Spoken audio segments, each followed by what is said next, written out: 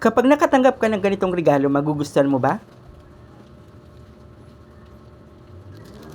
Tara, gumawa po tayo ng chocolate covered grapes.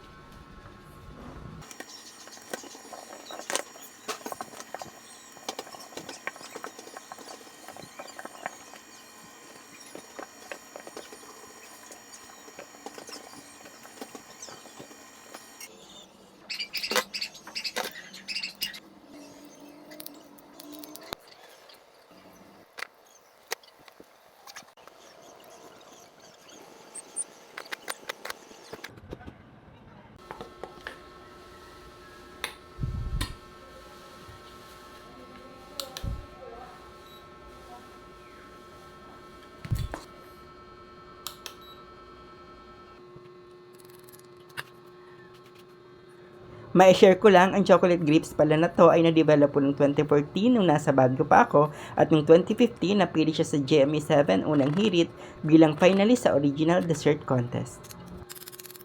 Please note dito guys ha, yung pattern ng grapes ng pagkaka-arrange, 3, 2, and 1. And then yung sa taas naman, 2 and 1. Ginawa ko to kasi parang magugis ano siya, heart somehow, and also ano lang siya, bite size para mabilis siya kainin at hindi madumi sa bibig.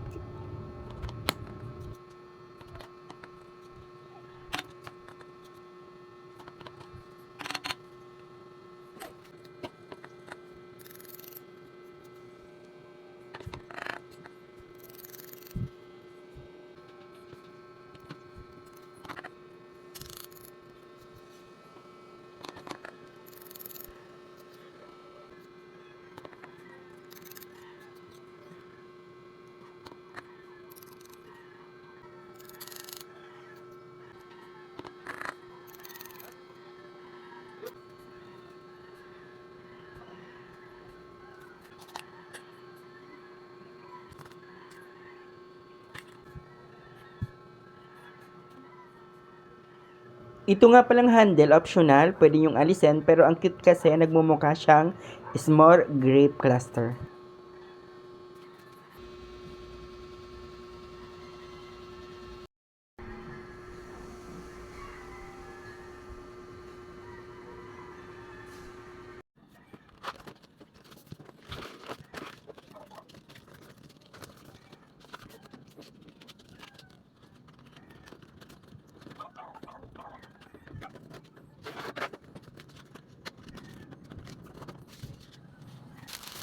This plastic wrapper is yung pangyema.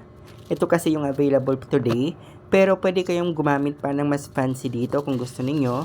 Ito ay nilalagay ko dyan kapag nagbabalot ako ng chocolate grapes, para kapag nag-melt ng kaunti yung chocolate is hindi madudumihan yung box.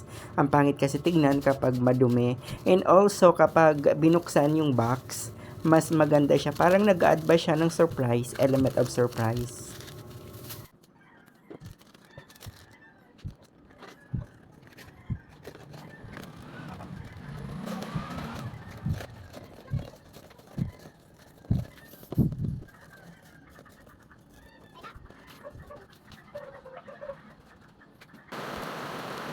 This type of dessert pala, pwede siyang regalo kahit anong okasyon. Pero ngayon, ang gusto ko ilagay is yung I love you forever.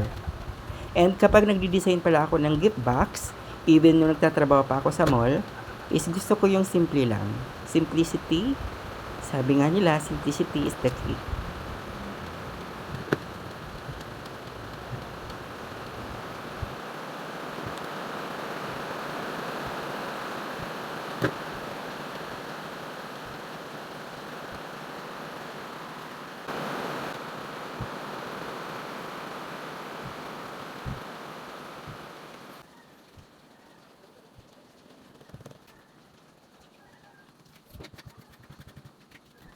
Kapag nakatanggap ka ng ganitong regalo, magugustuhan mo ba?